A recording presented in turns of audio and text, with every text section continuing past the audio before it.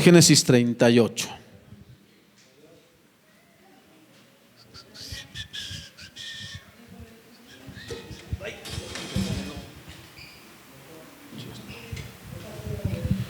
Ok. Génesis 38.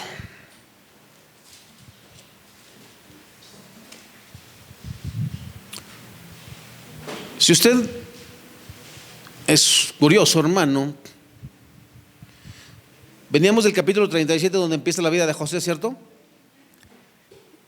Y el último versículo, que es el 36 del capítulo 37, dice: mientras tanto los mercaderes madianitas llegaron a Egipto y allí le vendieron a José a Potifar, quien era un oficial del faraón, rey de Egipto. Potifar era capitán de la guardia del pacto.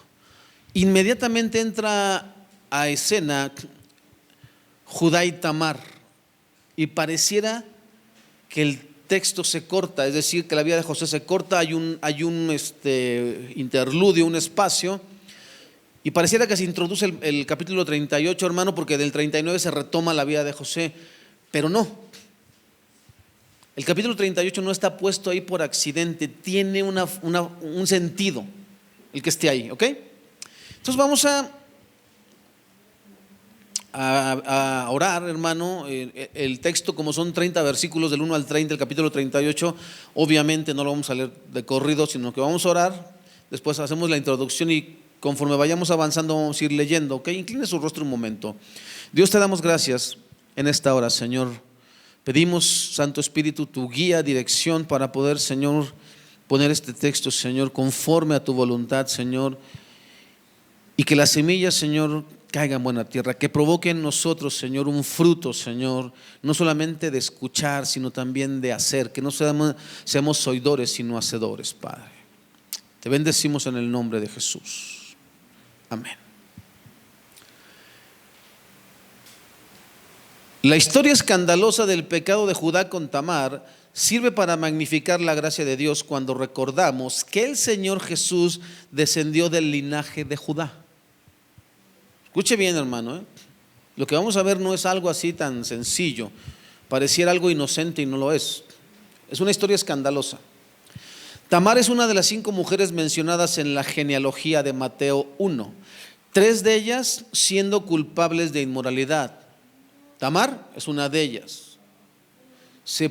Pareciera que comete una especie como de incesto, porque es su suegro con quien ella se mete. La otra es Rahab, que era ¿qué? Una prostituta. Y Betsabé, que cometió adulterio con David. Son las 3 mujeres de las 5 que se mencionan en la genealogía del Señor Jesucristo. Las otras son Ruth, una moabita, una gentil, y María, la virgen piadosa. Son las 5 mujeres que aparecen en la genealogía del Señor Jesús. Génesis 37 termina con la historia de los hijos de Jacob vendiendo a su hermano José a los madianitas, y ellos a su vez vendiéndole a Egipto. Esto nos habla simbólicamente del rechazo de Cristo por Israel y su entrega en manos de los gentiles. Yo le he explicado, hermano, muchísimas veces que la Biblia es un todo, desde Génesis hasta Apocalipsis es un solo hilo conductor. Y por eso siempre le he insistido, hermano, desde que la iglesia empezó, en que usted pueda aprender teología. Hemos hecho el esfuerzo, hermano, por enseñarle teología básica, obviamente, ¿ok? Pero que usted pueda relacionar los textos. Hay una figura de dicción, una figura retórica en la Biblia, que es el tipo y el antitipo, ¿ok? Todo el Antiguo Testamento son tipos de Jesús. ¿Qué es un tipo? Es como una especie de sombra, como algo que se vislumbra pero que no se alcanza a distinguir. ¿Qué es el antitipo? La confirmación de lo que no se veía. Por ejemplo, el que se levantó en el desierto, el tabernáculo. Todas las instrucciones para el tabernáculo, el acomodamiento de la mesa, del candelero, de los panes, de todo, del arca del testimonio, de la fuente, de todo lo que estaba ahí, hermano, las pieles que cubrían el tabernáculo, tienen un sentido y es un tipo, una figura de Cristo. ¿Ok? Y Cristo llega y entonces cumple. cumple, cumple, cumple. Esto es así. Y entonces, hermano, José es una especie como de tipo de Cristo, rechazado por sus hermanos y entregado, ¿qué?, a los gentiles. Ese es un tipo. ¿Okay? Desde el momento en que los líderes judíos entregaron a su Mesías en manos de Pilato, no han tenido más que ver con él, y Dios también ha dado sus espaldas a los judíos y se ha vuelto a los gentiles. Así que hay un cambio importante en nuestra figura aquí. A José le vemos en manos de los gentiles, pero antes de decirnos lo que aconteció a José en Egipto, el Espíritu Santo nos traza como reseña la historia de los judíos, mientras José, que es figura o tipo de Cristo, está ausente de la tierra. Ese capítulo 38, hermano, no está puesto ahí. No se menciona a José, así como en estos tiempos ya el Señor no está en la tierra, solamente está su Espíritu Santo. Él vendrá por segunda ocasión, pero ahorita Él no está. Aquí Él está, dice el texto bíblico, sentado a la diestra de Dios, intercediendo por cada uno de nosotros. La interrupción en la historia de José por el capítulo 38 no es accidental. El comportamiento despreciable de otros miembros de la familia de José hace que su conducta, en contraste, brille como una luz en un mundo perverso. Mientras que todos los hermanos de José son una bola de gente inmoral, José se conduce de una manera íntegra. Íntegra, hermano. Hay una parte que veremos la próxima semana, lo más seguro, y habla cuando la esposa de Potifar le dice a José: duerme conmigo. Y él le dice: no, tú estás trucutru. Esa es mi versión en hebreo, ¿sabes? Dice: no, yo no puedo hacer eso. Yo no puedo pecar, escuche, yo no puedo pecar contra Dios. Él pone a Dios en primer lugar. Dice el texto más adelante que la mujer casi lo obliga, ya la agarra y dice: ahí nos vemos. Pero aquí en el capítulo que vamos a ver, hermano, hay una conducta de Judá despreciable. Este capítulo es uno de los más explícitos en la Biblia en cuanto a sexualidad se refiere, y es también uno de los pasajes más extraños desde el punto de vista moral. Así que el título de hoy, hermano, es La escandalosa gracia de Dios. La escandalosa gracia de Dios. Porque para muchos, hermano, esto no tiene sentido. Esto que vamos a ver no tiene sentido. Y más con lo que yo le expliqué en la mañana, va a decir usted: tiene menos sentido. Pero tiene sentido. El texto comienza citando el versículo 1. En esos días Judá dejó su casa y se fue a Adulam, donde se quedó con un hombre llamado Hira. Si fuera en hebreo sería Gira. Acuérdense que toda la H en el hebreo es como J. Introduciéndonos al texto, podemos observar cómo Judá deja a sus hermanos, a su tribu, a su familia, y se va de su tierra y se parentela con su amigo Gira. Debemos notar que Judá no deja a su familia por un mandato de Dios como en el caso de Abraham. Aquí no vemos que Dios le diga a Judá: deja tu tierra y tu parentela. No, este hombre dice: vamos a ver qué hay. Vamos a tirarnos a la aventura, ¿no? Como muchos cristianos, hermano, hoy en día se tiran a la aventura. No le piden dirección a Dios, simplemente vamos a ver qué hay más allá. Así es muchos el día de hoy, hermano. Le comentaba de lo que está pasando al interior, hermano, en las iglesias. Si usted piensa, hermano, que usted es el único que sufre y aguanta presión, hermano, quiero que vaya a las iglesias del interior y vea lo que es presión.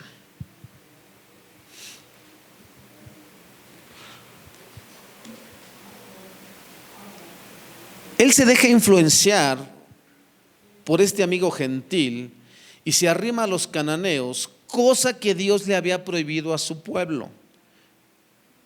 Si esto no fuera verdad, hermano, ¿por qué Abraham le dice a su siervo: consigue esposa para mi hijo Isaac, pero que no sea cananita? Ve a casa de mis parientes y haz venir de allá a quien será la esposa de mi hijo. Si no quiere venir contigo, no hay problema, pero no traigas mujer cananita a mi hijo. Se lo voy a poner en términos en español a la actualidad, hermano. Mujer cristiana, hombre cristiano, no puedes conseguir pareja sentimental y mucho menos casarte con alguien que sea no cristiano. No puedes. No está permitido. ¿Quién lo dice? Dios, no yo. Así de sencillo es esto, hermano. No es un mandato que un pastor dé, es un mandato de Dios. Porque mira todo lo que va a pasar por desobedecer a Dios.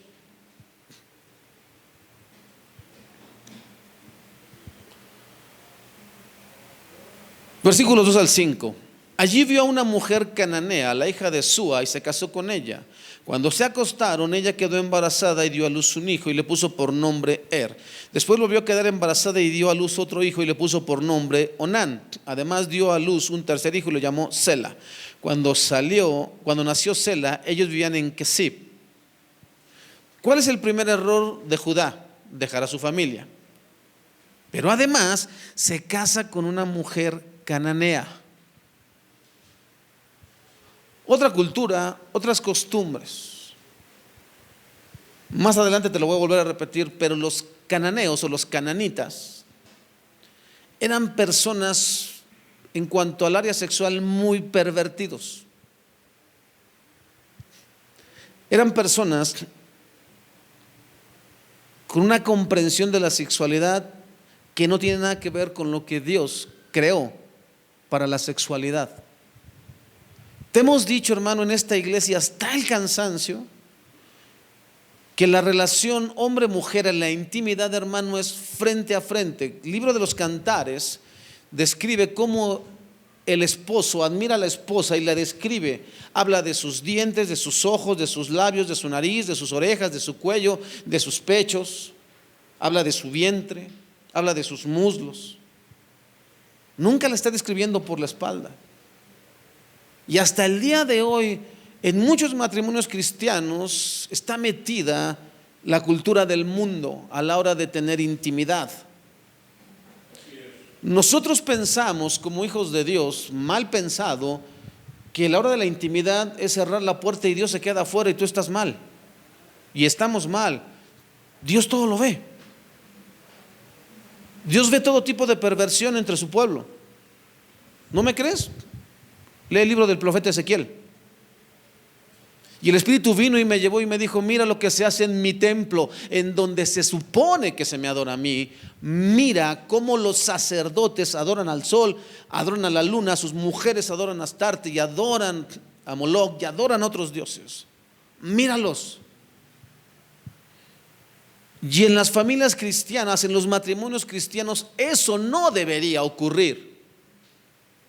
No tendríamos por qué estar leyendo libros sobre el Kama Sutra y cosas como esas estupideces, cuando Dios ha dicho cómo es la relación sexual hombre-mujer. Hombre-mujer, no dos hombres, no dos mujeres.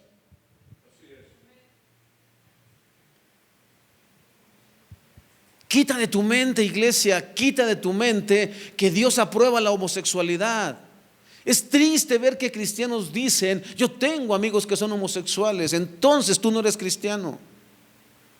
Yo no te estoy diciendo que aborrezcas a los homosexuales, yo no te estoy diciendo eso.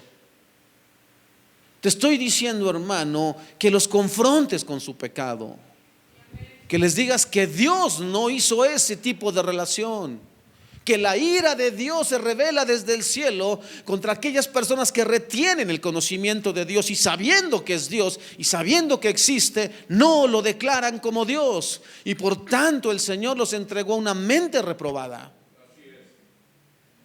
y los avergonzó, torciendo el uso común. Está diciendo el uso que Dios dio para el hombre y la mujer en cuanto a lo sexual, y entonces ellos entregaron a su lascivia hombres con hombres, mujeres con mujeres.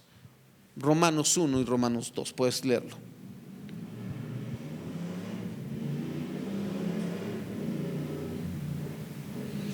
Ese fue el error de Judá. Versículos 6 al 11.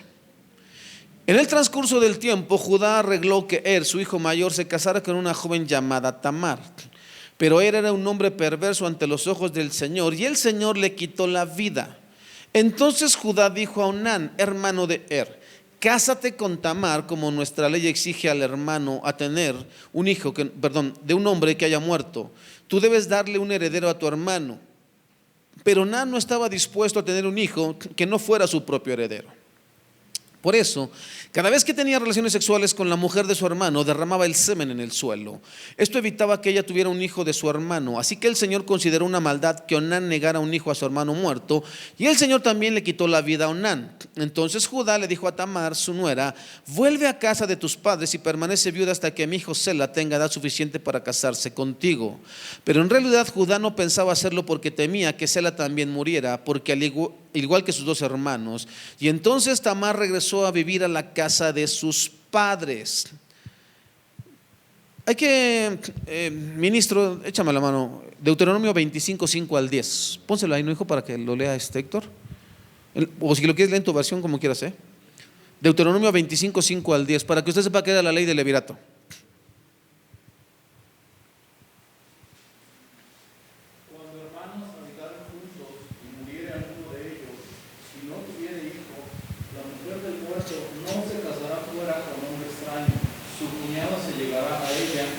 La tomará por su mujer y hará con ella parentesco, y el primogénito que ella diere a luz sucederá en el nombre de su hermano muerto, para que el nombre de éste no sea borrado de Israel. Y si el hombre no quisiere tomar a su cuñada, irá entonces su cuñada a la puerta a los ancianos y dirá, mi cuñada no quiere suscitar nombre en Israel a su hermano, no quiere emparentar conmigo. Entonces los ancianos de aquella ciudad lo harán venir y hablarán con él. Y si él se levantare y dijere, no quiero tomarla, se acercará entonces su cuñada a él delante de los ancianos y le quitará el calzado del pie y le escupirá en el rostro y hablará y dirá, así será hecho al varón que no quiere edificar la casa de su hermano, y se le dará este nombre en Israel, la casa del descalzado. Y alguien podría decir, pero hermano, eso está en Deuteronomio, estamos apenas en Génesis. Pero esto ya pasaba, hermano, porque ¿qué está diciendo su padre Judá a su hijo? Como lo dice ¿qué? Nuestra cultura. Cuando yo leí por primera vez, hermano, hace muchos años, cuando yo leí esta historia la primera vez, yo dije, oh, Dios es muy exagerado. Yo también pensaba igual que tú, que Dios era muy exagerado. Pero cuando empiezas a ver cosas que no vienen así, sino que empiezas a indagar, te das cuenta que hay algo que es despreciable que está haciendo este hombre. Onán, creo que es, ¿verdad? Está haciendo algo muy despreciable, hermano. ¿De dónde viene Jesucristo? ¿De qué linaje dijimos? ¿De Judá? ¿Qué crees que estaba haciendo este hombre cuando se negaba a procrear un hijo? Dios lo había escogido, ¿para qué? Para que por medio de él viniera el linaje de Jesucristo, y este hombre despreció eso, así como muchos cristianos desprecian lo que Dios ha dado a sus familias a través de usted. Yo no sé qué posición ocupa usted en su familia, no sé si es el primogénito, si el de hasta abajo. Yo meditaba en estas cosas, hermano, ahora que mi madre salió con esta situación en su corazón. Yo me puse a sacar una lista de todos sus hermanos. Ellos fueron 10, solamente quedan 2, y uno le lleva 3 años, mi tío Enrique.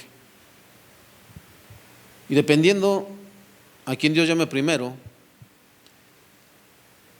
cuando el último de esa unión entre Constantina y Antonio, o Antonio y Constantina, que fueron los nombres de mis abuelos, llegué a su fin, hermano, la única que conoció de Cristo fue mi madre, la única, y ella es la menor.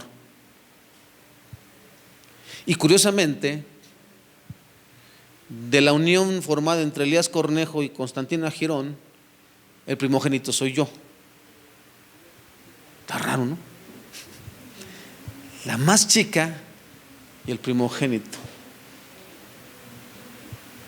Y si usted no hace la voluntad de Dios, usted está despreciando lo que Dios quiere hacer a través de usted.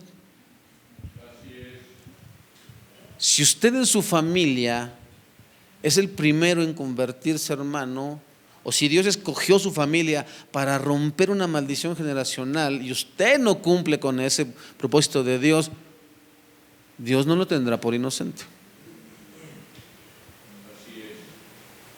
Debo decir lo que le dije a la iglesia, tanto de mexicanos como de Benecer allá en Cortázar: con Dios no se juega.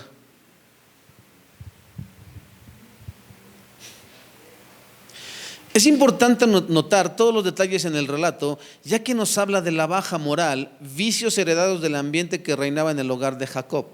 Después, Judá tomó mujer para su primogénito y la afortunada fue Tamar. El nombre de Tamar significa palmera. ¿Cómo es una palmera, hermano? Los que, no como la quitaron de ahí de Reforma, ¿no? Como es una, usted siempre les va a ver verdes, ¿o no? Con fruto, unos cocotes, ¿sí o no? El nombre de esta mujer nos dice que debería ser fructífera, fértil y bella. Se forma el matrimonio y nos cuenta la escritura que fue malo ante los ojos de Jehová. Tal fue su maldad, aunque no se nos dice en qué consistió, que Dios le quitó la vida. Tamar queda viuda y la ley del levirato se hace presente. Ya vimos en qué consistía la ley del levirato. Aquí básicamente se demandaba al cuñado de la viuda casarse con ella y tener descendencia para perpetuar el nombre del fallecido. Si bien no era una práctica obligatoria para el hombre, era una total vergüenza y falta de hombría no hacerse cargo de la mujer del hermano. Y en este caso es Onán quien debe casarse con Tamar. Está sabiendo que los hijos que tendría con Tamar llevaría el nombre de su hermano y no el suyo. Sabiendo eso, se llegaba a Tamar, es decir, tenía intimidad, pero solo para satisfacer sus apetitos sexuales, convirtiendo a Tamar en un simple objeto. Era sexo sin alma, una búsqueda de autosatisfacción y no un anhelo de disfrute pleno de la sexualidad desde la cosmovisión bíblica, ya que la primera función de la intimidad conyugal es el goce mutuo del esposo y la esposa, y procrear está subyugado a esta función, pero es parte de la sexualidad que Dios nos ha regalado. Y sin embargo, Onán vertía su semen en tierra, y esto desagradó al Señor y le quitó la vida. Déjame te explico primero esto. Dios permite que un hombre y una mujer se unan en santo matrimonio, y se llama santo matrimonio, hermano, porque todo lo que esté fuera del matrimonio es o fornicación o adulterio, y no hay otro nombre para que la Biblia llame. ¿Vale? Dios no conoce la unión libre. Dios no conoce el concubinato, aunque se menciona en la Biblia, no era algo que Dios aprobara. Por cierto, mis hermanos que están a la derecha abrieron su boca y se comprometieron que la próxima vez que regresen como matrimonio, así que ya estamos en esos trámites. ¿Sale? Ya saben que tienen que casarse, porque ellos dijeron: Dios restauró un matrimonio. Y dije: perfecto, Señor, gloria sea tu nombre, por andar abriendo la bocota. Tienen que hablar verdad, verdad. ¿Vale? Sí, si no, ¿cómo? Así que tendremos boda próximamente. Bueno, vayamos después del paréntesis. Dice, hermano, que en esa unión la finalidad es que haya ¿qué? Un deleite mutuo. Hermano, la iglesia cristiana es la más famosa, hermano, por las caras de hombres y mujeres que están casados. De verdad, parece que es un martirio estar casado. Él no se ve alegre y ella mucho menos, ¿no? Digo, tampoco queremos que vengas dando saltos de júbilo, no, hermano, ni que nos presumas, no.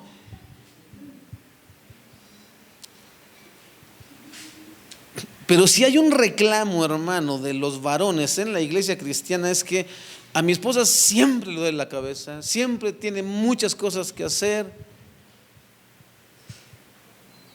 Y pareciera que es que lo que es la parte que yo nunca he entendido, hermano. Éramos novios y no aguantábamos la hora de estar juntos. Y ya que estamos casados, ahora ya no queremos estar juntos. Ahora ya esté tú para allá. ¿Y eso por qué? Si yo ya tenemos hasta el permiso de papá. Y luego parece un martirio para la mujer. Ay, es que ese hombre nadie lo aguanta, ¿no? Y luego las expresiones que usan a veces las hermanas, dices tú, ay, es que es un calenturiento. Mire, hermana, déjame le digo algo. Cuando un hombre es así, siempre fue así. No se hizo así después de casarse, ya era así. Y dice ahí para deleite, hermano, para deleite. Es que usted no tiene hijos chicos. También tuve hijos chicos.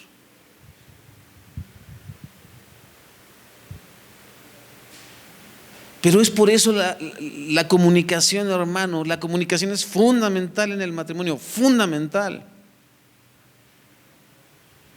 ¿Por qué cree que le hemos dicho hasta el cansancio? Estoy hablando, hermano, cuando se va a formar apenas un matrimonio. Déjeme que le explique esto, hermano. Cuando un matrimonio se va a formar por primera vez, es decir, que son chicos solteros y novios. Por eso hay unos prenupciales. En el caso de los hermanos, ya sería algo muy absurdo, ¿no? A ver, no me interesa si se entienden. Ustedes tienen que honrar a Dios, ¿vale? Eso se debe pensar antes. Entonces, hay unos prenupciales en los cuales se le dice tanto al joven como a la joven: ¿ya oraron? ¿Ya lo pensaron bien? Porque miren, el matrimonio consiste en esto y en esto. Por ejemplo, tú joven, ¿qué quieres ser? Ah, no, yo quiero ser pastor. Tú, mi niña, yo quiero trabajar. Yo quiero ser profesionista. Yo quiero realizarme, yo quiero perseguir mis sueños, porque Dios me ha llamado a ser una campeona y una conquista. No, pues ya, ¿sabes qué? Apunta para otro lado, porque aquí no va a funcionar. Si no hay la misma visión, hermano, no tiene sentido. Es que yo le pedí una señal al Señor, dije que si entraba con un saco verde, que a lo mejor nomás tiene un saco verde y no tiene más dinero para comprarse uno azul. Y como a veces los cristianos somos así de supersticiosos, le pedí una señal al Señor, que si me llamaba temprano, y ese día no tenía, el cuate estaba aburrido y te llamó, y tú, confirmación del Señor. Y al rato, pastores, que no nos entendemos. Pues no, que oraste, no que esto y no que el otro. Por eso hay unos prenupciales. Y ahí, hermano, aunque te duela el corazón, si no es para ti, no hagas infeliz a una persona y tú no seas infeliz. Dale para otro lado. Pero ya tenemos hasta la fecha de la boda, ya entregué el anillo, con todo y eso, no te es válido arruinarle la vida a otra persona. No te es válido. Pero eso es antes de ir a la cama. Ya de que fuiste a la cama, pues ya qué hacemos, ¿no? Sería un absurdo. Ahora lo que hay que buscar es que Dios restablezca y alinee en su vida a Dios, y entonces Dios hará la obra. Así es como funciona, hermano. Ahora, eso lo dijimos porque debe ser un deleite en la intimidad, no un sufrimiento, hermano. La Biblia dice: no os neguéis el uno al otro, a no ser que se pongan de acuerdo para orar, y eso por un breve tiempo. Porque es que luego, mi amor, y estoy orando hasta que el Señor me conteste, hasta que yo vea al Señor. Nunca lo vas a ver y nunca tendrás intimidad, ¿no? Pues sí. Porque a las mujeres, como son espiritualoides cuando se trata de la intimidad, se cuelgan del ala de un ángel y para que se bajen, hermano. Está en chino. Porque 3 horas hay que orar, pues. Bájale como 20 rayitas, hermana. Oraciones sencillas, ¿sale? Ahora, dice, hermano, que lo que Onán hacía es parecido y muy similar a lo que pasó en Hechos 5. ¿Qué pasó en Hechos 5, hermano? Un matrimonio llamado, ¿qué? Ananías. Hermano, ¿qué tiene que ver el no querer embarazar a una mujer con vender un terreno? Bien, te voy a decir, hermano, que es donde nosotros, hermano, aunque quizás nuestros pecados no se parecen a los de esos personajes, merecemos la muerte por nuestros delitos y pecados. No dividamos los pecados, no los clasifiquemos en rangos, no nos creamos mejores que Er y Onán. Somos receptores de la escandalosa gracia de Dios. Uno piensa, es que yo no critico, hermano, yo no juzgo, yo solamente no estoy de acuerdo. Y le ponemos nombres espirituales, ¿no?, a nuestras cosas. Es que yo no estoy de acuerdo con que se haga esto, no estoy de acuerdo con esto. Bueno, cuando llegue el día del juicio, los que no están de acuerdo, váyanlos formando de una fila para el infierno, ¿no? Y también el chismoso y el parricida y el... Ahí está en la Biblia, hermano, ahí está en Apocalipsis los que no entrarán. Porque nosotros pensamos, mientras yo evite este tipo de pecados, yo estoy bien. No. Para nosotros tal vez sea una exageración o no tenga sentido lo que Dios hizo con Onán, pero en el texto hebreo no se trata solo de un hecho en sí, sino de una negación persistente. Dice que cada que este hombre dormía con la que fue esposa de su hermano, vertía en tierra. Es una negación persistente. Esa negación, efecto de la genealogía por la cual Cristo heredaría el derecho legal al trono de David, esto desagradó tanto a Jehová que le quitó la vida. No era un simple hecho, hermano. No era eso. No era, es que no quiero cumplir la ley del levirato. No es eso.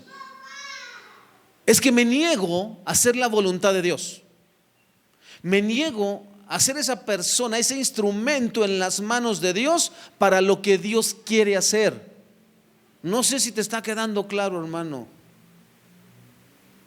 Escúchame bien lo que te voy a decir, hermano. Aquella mañana, domingo en la mañana, iglesia llena, hermano, se destapa una cuestión de adulterio en esta iglesia. Y el hombre en cuestión sube y dice: yo siempre tuve un anhelo en mi corazón, ser padre. Él tenía 2 hijos que no eran de él porque se casó con una mujer viuda. Y la mujer tenía 2 hijos, un varón y una mujercita. Y él sabía eso. Y él trata de justificar su adulterio diciendo que él siempre quiso ser papá. Déjame te explico esto, hermano. El que se mete al pastorado sabe lo que Dios pide. Sabe lo que Dios pide. Y no tiene argumentos para decir que primero están sus anhelos, que los de Dios. No se puede. Haya en vosotros el mismo sentir que hubo en ¿quién? En Cristo, el cual no se aferró a ser igual a Dios, el cual se despojó a sí mismo. Y eso lo sabemos los que somos pastores. No puedes poner por encima de tus anhelos y tus deseos a nada ni a nadie que no sea Dios. Primero está Dios, después está Dios y después está Dios. Como cristiano tienes el mismo compromiso, hermano, pero no quiero poner esa carga en ti. Pero a los pastores sí nos aplica. Sí nos aplica y no hay motivo ni argumento delante del Señor para lo contrario. A nosotros nos encanta, a nosotros los pastores siempre nos encanta tergiversar la Escritura y acomodarla a nuestra conveniencia. Conozco muchos. Yo lo he hecho. Bueno, sería un mentiroso si te dijera, no, yo soy un santo. No, soy un santo demonio. Y por la gracia de Dios es que estoy aquí. No por otra cosa. Jamás he intentado engañarte, iglesia, a nadie. Siempre te he hablado con la verdad. Tú conoces de dónde Dios me sacó. Y tú puedes preguntarles. No estuvimos actuando para ellos, ¿eh? No creas que nos portamos bien cuando estábamos cerca de ellos.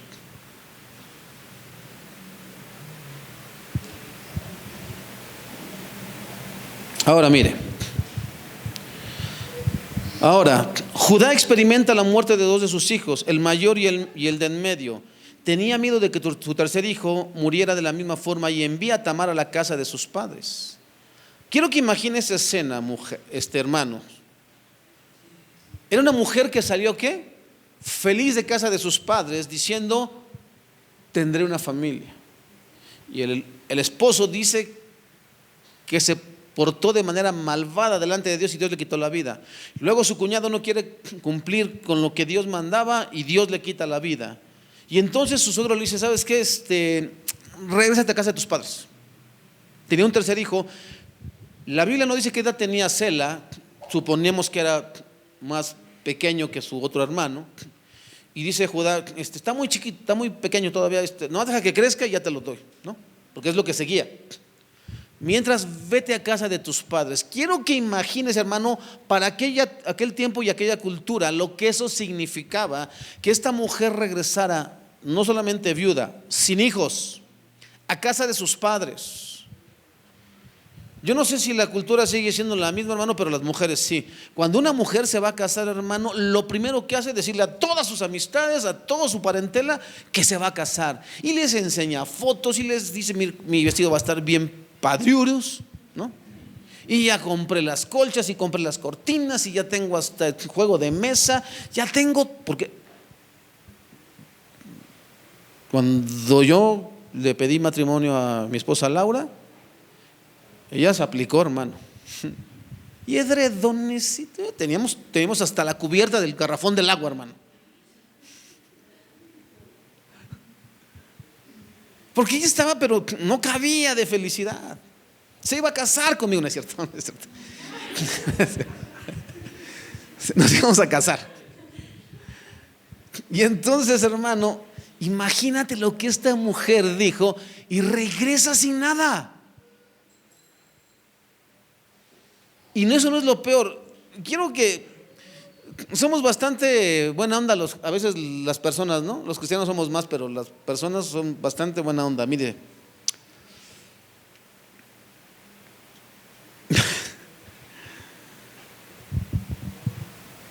¿qué se podía decir de esta mujer? Se escuchaban voces como, esa Tamar es una mujer maldita. Esta mujer tiene una fuerza mortífera. Miren, su suegro la envió de nuevo a la casa de sus padres. Allá viene la mata esposos. Esa mujer no tiene valor, no le dio descendencia a Judá. Porque la gente es cruel, hermano. Pensemos en esa época, hermano, en donde no había Estado de Derecho como hoy, ¿no? No había leyes que protegieran a los ciudadanos o instituciones que ayudaran a las personas. No estaba el DIF ni nada de esas cosas. Eran las tribus, las familias quienes se encargaban de proveer de la seguridad e incluso de administrar justicia. Y todos esos privilegios los pierde Tamar por la injusticia de Judá, por la cobardía de Judá, por su paternidad fallida. Me puse a revisar lo que estaba haciendo la predicación, hermano, y en el 2016 yo di una enseñanza con este texto, solamente enfocándonos en la paternidad de Judá. ¿Sabes a veces quiénes somos los peores ejemplos de nuestros hijos? Los padres. Estoy hablando de los varones. Somos el peor ejemplo. Somos mentirosos, somos flojos, somos desatentos, somos un montón de cosas. Y ese era Judá. Ese era Judá. Cuando un padre le dice a un hijo, dile al del Coppel que no estoy. Pero si le decimos, dice Dios que no mentirás. Y los hijos dicen, ¿no?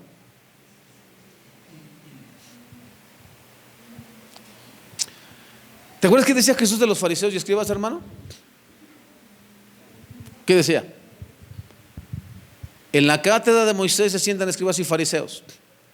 Hagan todo lo que ellos le dicen que ustedes deben hacer, pero no vivan como ellos viven. ¿Cuántos pastores nos paramos cada 8 días en los púlpitos y le decimos a la iglesia cómo debe vivir, pero nosotros no vivimos eso?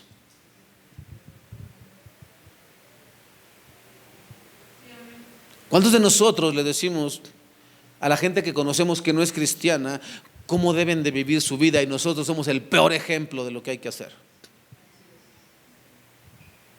Y ahí vienen las fiestas, ¿no? El grito de independencia, ponches, ponches, ponches. No, es que Cristo te ama. ¿Qué haces allí? ¿Qué haces ahí bailando? Y tomando tlapé, güey. ¿Qué haces ahí? ¿Qué haces fumando? ¿Qué haces hablando con palabrotas? ¿Qué haces haciendo eso y diciéndole a la gente cómo debe buscar a Cristo? Por favor. Eso es lo más absurdo que yo he visto, hermano. Pero así suele suceder.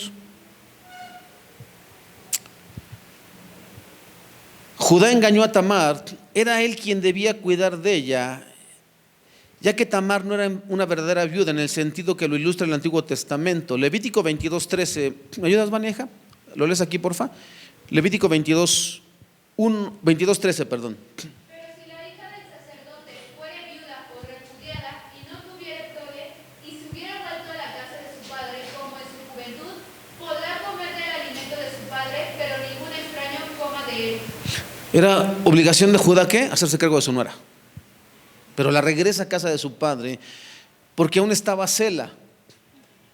Sin embargo, la simiente del pecado de Jacob que era un engañador, también lo tenía Judá. También lo tenemos tú y yo. Mucha de nuestra conducta, hermano, la heredamos de nuestros padres, de nuestros familiares. Mucha de la conducta, hermano. Por eso necesitamos a Cristo. Por eso necesitamos el Evangelio también. O sea, nosotros los cristianos necesitamos el Evangelio.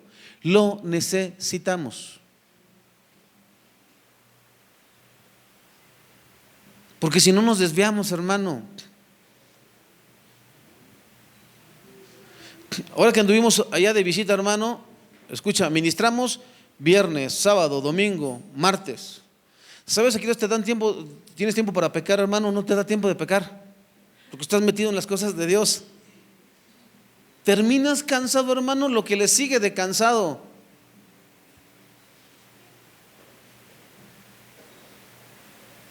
Por eso, hermano, es tan importante que todos los días tengas comunión con Cristo, porque si no, te desvías. Ahora, versículos 12 al 23. Unos años después murió la esposa de Judá. Cumplido el periodo de luto, Judá y su amigo Hira, el adulamita, subieron a Timna para supervisar la esquila de sus ovejas. Alguien le dijo a Tamar: mira, tu suegro sube a Timna para seguir esquilar sus ovejas. Tamar ya sabía que Sela había crecido, pero aún no se había arreglado nada para que ella se casara con él. Así que se quitó la ropa de viuda y se cubrió con un velo para disfrazarse. Luego se sentó junto al camino a la entrada de la aldea de Enaim, la cual está rumbo a Timna. Y Judá la vio y creyó que era una prostituta, porque ella tenía el rostro cubierto.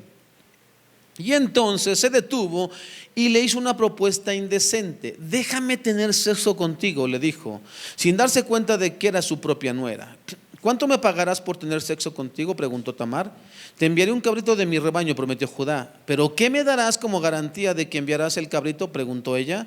¿Qué clase de garantía quieres?, respondió él. Ella contestó: déjame tu sello de identidad junto con su cordón y el bastón que llevas. Y entonces Judá se los entregó. Después tuvo relaciones sexuales con ella y Tamar quedó embarazada. Luego ella regresó a su casa, se quitó el velo y se puso la ropa de viuda como de costumbre. Y más tarde Judá le pidió a su amigo Hira, el adulamita, que llevara el cabrito a la mujer a la mujer y recogiera las cosas que le había dejado como garantía, pero Hira no pudo encontrarla.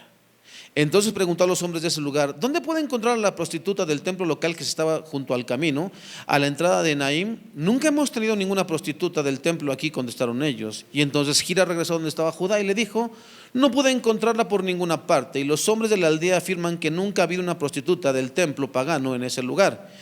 Entonces deja que se quede con las cosas que le dijo Judá. Envía el cabrito tal como acordamos, pero tú no pudiste encontrarla. Si regresamos a buscarla, seremos el hazmerreír del pueblo. Escucha. Pasaron muchos días de soledad para Tamar, y la esposa de Judá falleció. Él ahora también estaba solo, sin esposa. Y dice la escritura en el verso 12 que Judá se consoló y subió a la ciudad de Timna para esquilar el ganado. Eso viene en Reina Valera. Este dato es importante, ya que no solo era para trasquilar las ovejas, sino que era una verdadera fiesta. Habría dinero por el trabajo y los placeres estarían al alcance de la mano. ¿Qué crees que sucede, hermano, cuando tú dejas de orar un día, cuando dejas de orar 2 días, cuando pasa una semana y tú no eres constante en la oración y en la lectura? Por eso, hermano, la televisión te traga. Por eso, hermano, el celular te acaba. Por eso, hermano, después vienes y dices: es que, pastor, yo no sabía cómo, pero ya tenía una cerveza en la mano. Solita te cayó. No sé cómo fue, pero regresé al hábito de fumar.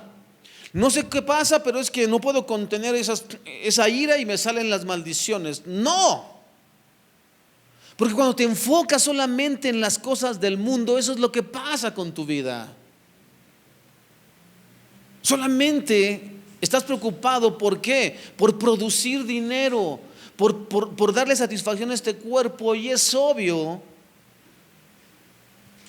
que esa historia de los famosos 2 perros que dicen que tomaron esa historia para decir un perro negro y un perro blanco, y le preguntaron: ¿y cuál gana? Al que alimento más.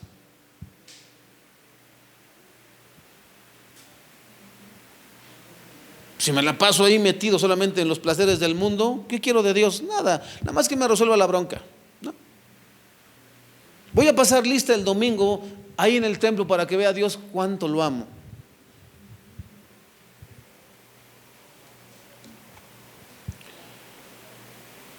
Tamar supo que su suegro estaría ahí. Su suegro, sin saber que era ella, la desea solo con una mirada. Su pecado no inicia en el acto sexual, no es cuando el coito se ha realizado, sino que empieza en el corazón, tal como lo dijo el Señor. Pero yo os digo que cualquiera que mira a una mujer para codiciarla, ya adulteró con ella en su corazón. Mateo 5:28. La mayoría de las personas nos queremos engañar diciendo: caí en adulterio. Caíste. Ibas caminando por la calle y de repente caíste en una... No. Algo sucedió. Viste algo que no debiste haber visto. Viste una mujer de manera inapropiada. Viste un hombre que no te pertenece y que no te es lícito.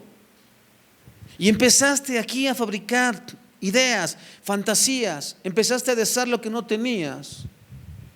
Hasta que un día hubo el primer contacto, una primera plática, un cambio de ideas. Y un día, meses después o años después, terminas en la cama. Así es como sucede.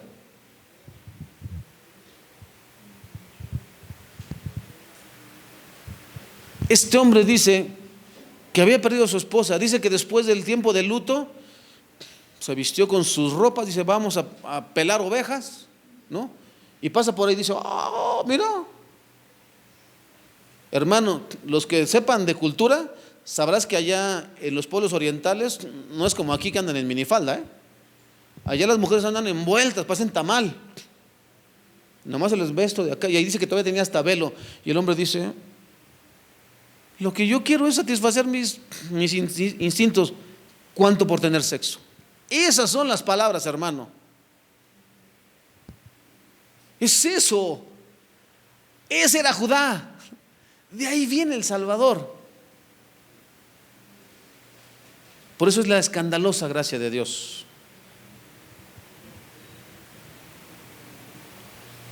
Porque Él no miró en ti y en mí la suciedad. Él miró lo que puede hacer con nosotros, que nosotros no queremos.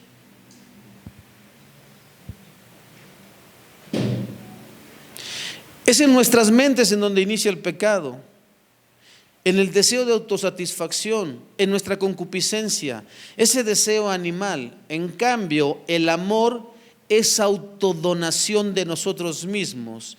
Y en el caso del hombre y la mujer se sella con un pacto de amor eterno.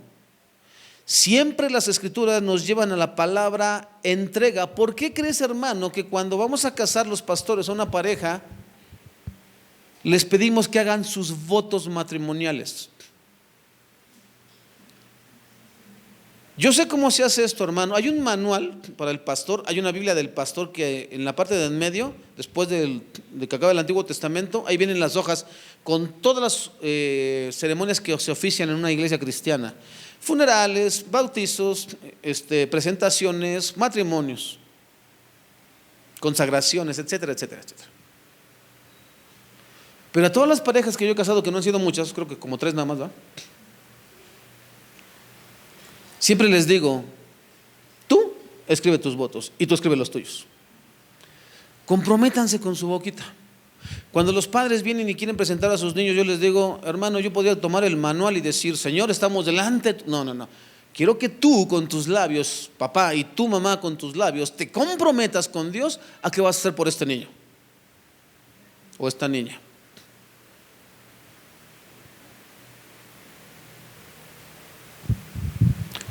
Fulano de tal, ¿aceptas por esposa para respetar? Eso cualquiera dice que sí. Pero que salga de ti, que le digas: yo aquí estoy enfrente de ti para decirte que no hay otra mujer en el mundo que no seas tú. Mis ojos solo serán para ti, mi cuerpo solo será para ti. Y nada ni nadie puede decir lo contrario, y jamás me justificaré delante de Dios para decir por qué fallé. Eso es comprometerse, hermano. Repetir palabras, cualquiera las repite.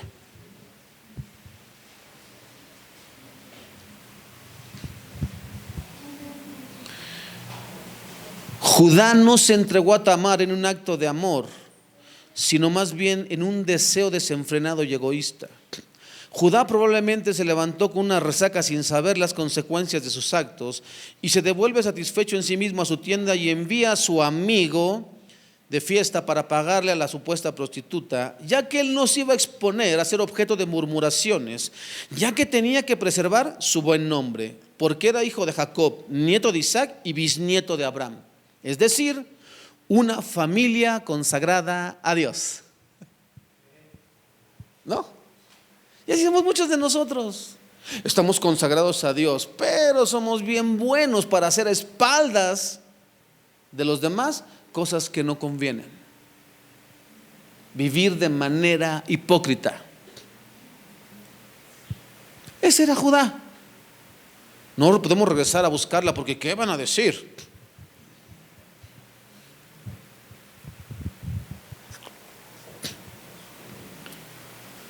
¿Cuántas veces nosotros hemos hecho este tipo de cosas?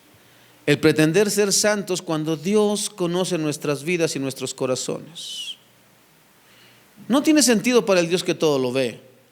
La Biblia dice en Job 26:6: el Averno está desnudo en presencia de Dios, el lugar de destrucción está al descubierto. Para Dios no hay nada oculto. ¿Y tú y yo? Voy a echar un toque. Y Dios te está viendo, pero el pastor no, ¿ya? Los hermanos no se dan cuenta cuando yo allá en la calle me peleo y hasta digo unas de este tamaño, pero Dios sí se da cuenta. Versículos 24 al 26. Unos 3 meses después le dijeron a Judá: tu nuera Tamar se ha comportado como una prostituta y ahora como consecuencia está embarazada, sáquenla y quémenla. ¿Te das cuenta? Así somos muchos de nosotros. Nosotros le fallamos a Dios y Dios perdóname, pero que no me fallen a mí porque Señor destrúyelo.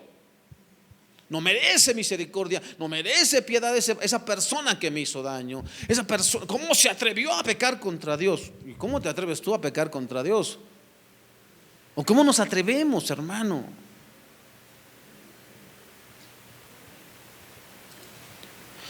Sáquenla y quémenla, ordenó Judá. Pero cuando la sacaban para matarla, ella envió el siguiente mensaje a su suegro: el dueño de estas cosas fue quien me dejó embarazada.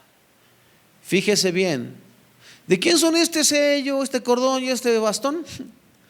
Judá los reconoció enseguida y dijo: ella es más justa que yo, porque no arreglé que ella se casara con mi hijo Sela. Y Judá nunca más volvió a acostarse con Tamar.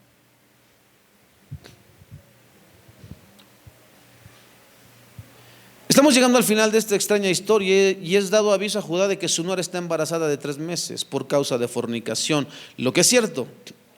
Y les pide a los acusadores que la saquen de su hogar, de los padres de Tamar, y la quemen. Miren la actitud hipócrita de Judá. Él rechazó a Tamar como parte de su familia y la envió a casa de sus padres, y ahora va a buscarla para matarla porque deshonraba el buen nombre de todos los hijos de Abraham.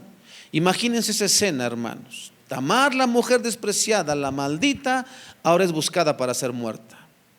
Si bien el patriarca de la familia debía administrar justicia, es decir, tenía el rol de juez, además de gobernante y sacerdote, Tamar ya no estaba en su jurisdicción. Ni siquiera él pertenecía a esa tierra. Él podía juzgar en tierra de su padre, pero no ahí. Pero él se toma la atribución y dice que la maten. La hipocresía estaba en un punto álgido. Sin duda, Tamar debía morir, era pecadora, pero Judá, su pecado y responsabilidad hacían de todo esto un agravio mayor. Paradójicamente, el coraje de Tamar es extremo. Espera el momento de la ejecución para jugar su carta bajo la manga, en donde su victoria moral sería mayor, y dice: del varón de quienes son este sello, cordón y báculo, de este hombre estoy embarazada.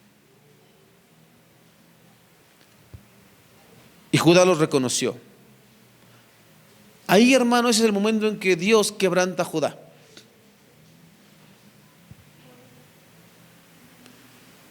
En el momento, hermano, en que tú y yo nos atrevemos a ser jueces,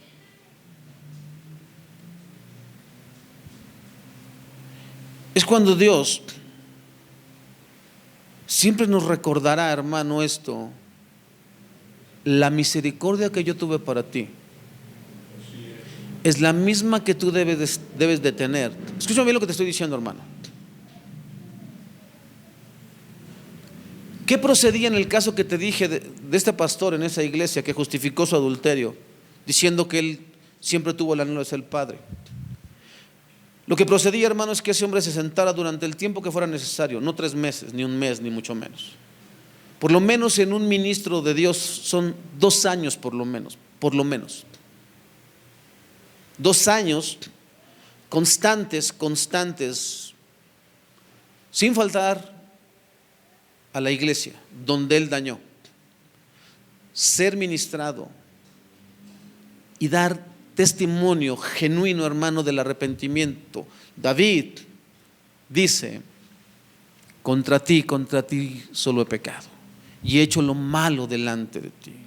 Y él dice: no me importa el reino, no me importa nada, no quites de mí tu Santo Espíritu. Vuélveme el gozo de tu salvación, Señor. Mi alma está triste, mi alma está seca, mi alma sabe que pecó contra ti. Mientras callé, se envejecieron mis huesos en mi gemir todo el día. Y dije: diré la verdad, aceptaré que pequé contra Dios. No me importa mi estatus, no me importa que la gente me vea bien o mal. Yo fui el que pecó, yo fui el que falló, yo fui el que hizo lo malo delante de Dios. Provoqué una gran herida en el cuerpo de Cristo, pero no quiero ser desechado por Dios. Si tengo que estar 2 años, 2 años, si tengo que estar 3, lo que sea necesario. Si nunca más vuelvo a ser pastor, no me importa.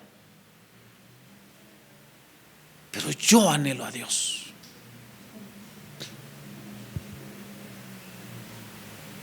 Eso es lo que procedía.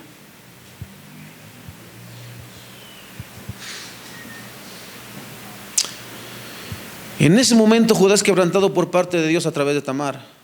Su reputación de caballero, su buen nombre de hijo del linaje de Abraham está en el suelo. Él es avergonzado públicamente, así como avergonzó a Tamar. Dios hizo justicia con él y declarar: ella, Tamar, es más justa que yo. Es ella, hermanos, quien resulta ser justificada a pesar de su conducta pecaminosa. Es difícil para nosotros cómo es que ella es una mujer justa por los asuntos morales implicados en esta historia, sobre todo por el asunto incestuoso, pero el pecado de Tamar es una gota de pecado en comparación con el mar de perversión de Judá, quien era el patriarca, quien tenía el deber de actuar delante de Dios. Al igual que en el huerto, los dos son culpables, pero la mayor responsabilidad recae sobre el varón. Hay que hacer una observación muy importante. ¿Cuántas veces tuvieron relaciones Judá y Tamar? Una. ¿Te das cuenta de por qué Dios es Dios? Dice que fue en ese encuentro, ¿cuánto por acostarte conmigo? Y la deja embarazada. ¿Cuántas parejas buscan embarazarse y nomás no? Pero Dios, que es grande en misericordia, hermano, que es todopoderoso, permite que esa mujer quede embarazada de gemelos en el primer encuentro. Y nunca más volvió ¿a qué? A conocerla. Que es otra señal de ¿qué? De arrepentimiento. Jamás la volvió a tocar, jamás la volvió a buscar y jamás volvió ¿a qué? A andar buscando una prostituta. El problema con muchos de nosotros, hermanos, es que repetimos y repetimos y repetimos el patrón. Y luego lo justificamos diciendo que somos débiles, que Dios entiende que somos polvo.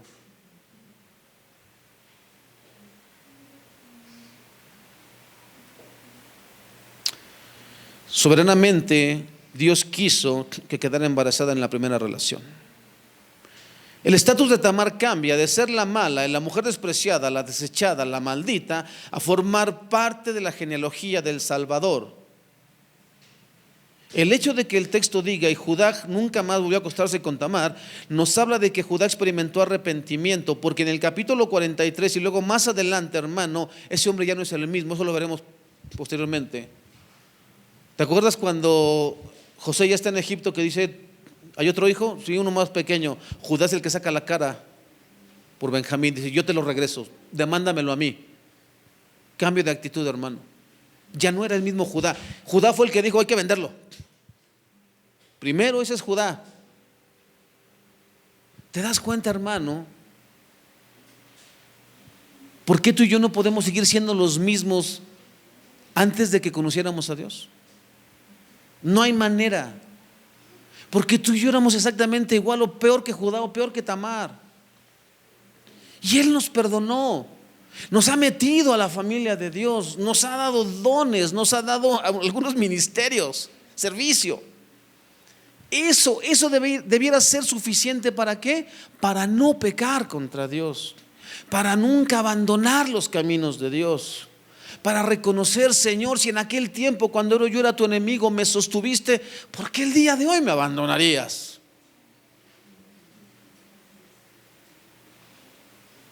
Terminamos, versículos 27 al 30. Cuando llegó el tiempo de que Tamar diera luz, se descubrió que esperaba gemelos. Durante el parto uno de los niños sacó la mano y entonces la partera le ató un hilo rojo en la muñeca y anunció, este salió primero. Pero luego el niño metió la mano de vuelta y salió primero su hermano. Y entonces la partera exclamó, vaya, ¿cómo hiciste brecha para abrirte brecha y salir primero? Y lo llamaron Fares. Luego nació el niño que llevaba el hilo rojo en la muñeca y lo llamaron Sera. Dios toma los hilos de una madeja completamente enredada y la teje con su propio patrón. Tu vida y mi vida, hermano, eran esas madejas de hilo todas revueltas. ¿Algún día has intentado separar un hilo para que le encuentres, hermano? Y es Dios quien hace así, dice, esto está bastante descompuesto. Tu vida y la mía eran así. Y Dios toma y desenmaraña toda esa maleza de hilo y hace algo hermoso. Ahora que estuve en casa de mi yerno y de mi hija, fue algo completamente diferente, hermano, el poder estar ahí con mi nieto.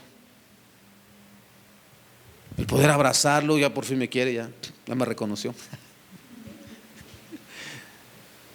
El poder jugar con él, el poder platicar con mi hija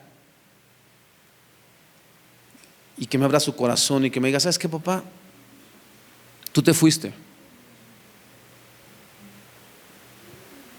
pero cuando te diste cuenta hiciste lo correcto. Cuando Dios llegó a tu vida hiciste lo correcto. Y aquí estás. El día de hoy aquí estás. y puedo platicar contigo y puedo decirte cuánto te amo. Y eso, hermano, te quebranta. Que Dios te recompense aún a pesar de tu maldad. No tiene precio, hermano. Yo no sabía mucho del matrimonio de mi hija y escuchar ahí su relato, hermano. Tú piensas que tú eres el único que la pasa mal. Y escuché cómo me decía mi hija de la enfermedad de mi yerno y lo difícil que ha sido para ella. Y yo dije, oh, no, pues a mí no me ha pasado nada.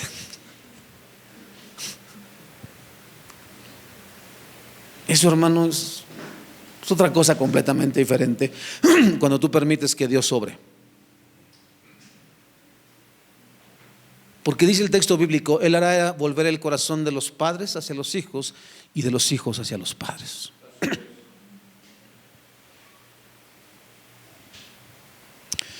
Dios toma los hilos de la madeja completamente enredada y la teje con su propio patrón.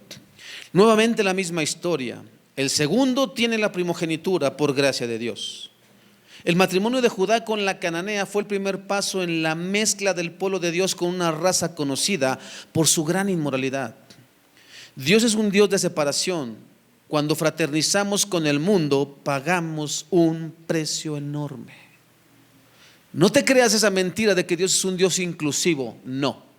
Dios es un Dios que dice, tú sí sea sí, tú no sea no, sé frío o sé caliente, no hay comunión entre las tinieblas y la luz. Dios dice, sed santos como yo soy santo. Yo aborrezco, ¿qué? El pecado y al que lo practica. Es mentira esa cita que muchos han dicho, Dios aborrece el pecado pero ama al pecador. Mentira. Dios está airado todos los días contra los que practican el pecado, si no, no tendría sentido Romanos 1 y 2. La ira de Dios se revela desde el cielo contra toda gente impía que con impiedad retiene la verdad del conocimiento de Dios.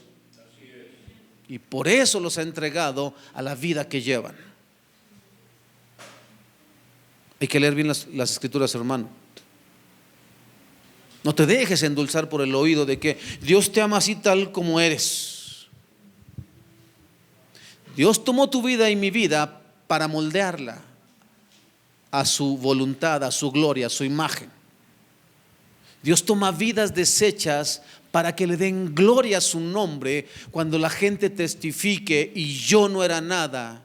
De los pecadores el primero, yo perseguía a la iglesia de Cristo, yo mataba a cristianos, iba camino a Damasco cuando el Señor se me apareció. Y ahora defiendo la fe en Jesucristo. Para mí el vivir es Cristo y el morir ganancia. Imítenme a mí como yo imito a Cristo, puestos los ojos en Jesús, el autor y consumador de la fe. Ese es el hombre que perseguía a Cristo. Su nombre es Pablo.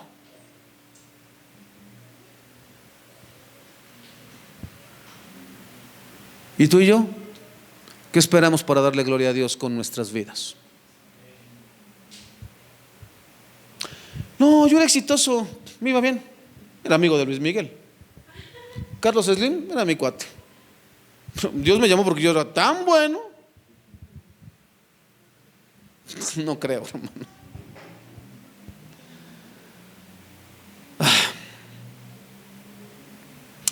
Dios es un Dios de separación. Cuando fraternizamos con el mundo pagamos un precio enorme. Pero en esta historia podemos ver el Evangelio. ¿Por qué el Evangelio, hermano? Los chicos de la alabanza, y pueden ir pasando, por favor. Fares resulta ser el tatarabuelo de David, parte del árbol genealógico de nuestro Señor Jesucristo. Esta historia escandalosa es parte del gran panorama divino. Dios encamina este pecado y lo torna en bendición para la humanidad. Tú y yo salimos beneficiados de esto, ¿eh? Cambia la genética perversa del engañador Jacob e inserta en esta familia la simiente divina.